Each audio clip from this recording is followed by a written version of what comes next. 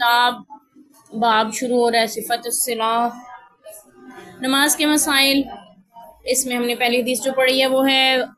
हज़रत अब्दुल्ला बिन उमर रज़ी अल्लाह अन्हु से, हदीस नंबर है 425।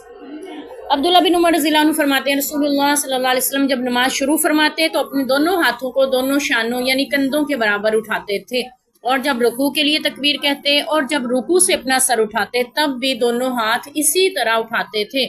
और समी अल्लाहु लिमन हमिदा रब्बना वलकल हम्द कहते थे, और दोनों सजदों में ये अमल नहीं करते थे। यहाँ पे हमें रफ़अल यदैन की हदीस मिल रही है।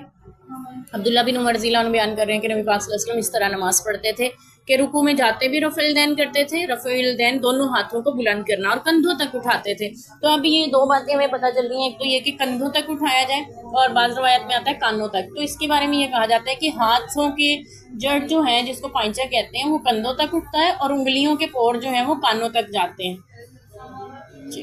और बिल्कुल सीधे होते थे किबला की तरफ। तो ये आप सल्लल्लाहु अलैहि वसल्लम हाथ कहाँ तक उठाते थे ये पता चल रहा है, और दूसरा कब कब उठाते थे। एक तो पहली तकबीर जब नमाज शुरू करनी हो तो सब उस पर मुत्तफिक है, उस पर कोई इख्तलाफ नहीं है, तब तकबीर जो है वो यानी कहते हुए उठाते हैं। उसके बाद रुकू में जाते हुए, रुकू से उठते हुए भी आप सल्लल्लाहु अलैहि वसल्लम इस अमल को दोहराते थे। और ये भी आता है कि जब आप तीसरी रकत के लिए खड़े हों तब भी रफ़अल यदैन करेंगे, यानी तशहुद के बाद जब आप खड़े होते हैं,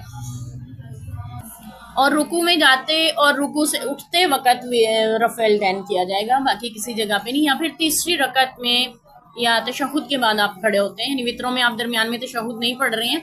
और तीसरी रकत के लिए खड़े हो रहे हैं तो रफ़अल यदैन नहीं करेंगे, ठीक है। रफ़अल यदैन तब करेंगे जब तशहुद के बाद आप तीसरी रकत में खड़े हो रहे हैं, तो फिर आप तकबीर कहते हुए रुकू में जाते, रुकू से उठते और पहली तकबीर कहते हुए रफ़अल यदैन का हुक्म है। इसी का अगली हदीस का हिस्सा जो हमने पढ़ा हज़रत नाफे रज़ी अल्लाह अन्हु से है, वो कहते हैं अब्दुल्ला बिन उमर रज़ी अल्लाह अन्हु खुद जब नमाज में दाखिल होते यानी नमाज पढ़ते तो सबसे पहले तकबीर तहरीमा कहते, साथ ही रफ़अल यदैन करते, यानी पहली रकत जब नमाज शुरू कर रहे हैं हाथ भी उठा रहे हैं और अल्लाहु अकबर भी कह रहे हैं। इसी तरह जब वो रुकू करते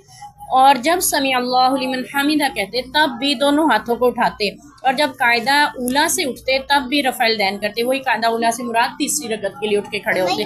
और आपने इस फेल को नबी सल्लल्लाहु अलैहि वसल्लम तक पहुंचाया, यानी इसी तरह वो बताते हैं कि मुझे नबी पाक सल्लल्लाहु अलैहि वसल्लम को मैंने इसी तरह नमाज पढ़ते हुए देखा है। तो ये हज़रत अब्दुल्ला बिन उमर रज़ी अल्लाह अन्हु खुद भी बयान करते हैं और इनके बारे में हज़रत नाफे भी बयान कर रहे हैं कि हज़रत अब्दुल्ला बिन उमर इस तरह नमाज पढ़ते हैं। तो जो हज़रात रफ़अल यदैन नहीं करते वो इस रवायत पर ये एतराज़ उठाते हैं कि अब्दुल्ला बिन उमर तो बच्चे थे नबी पाक के दौर में और वो तो पिछली सफ़ों में खड़े होते थे, उनको क्या पता नबी पाक नमाज कैसे पढ़ते थे।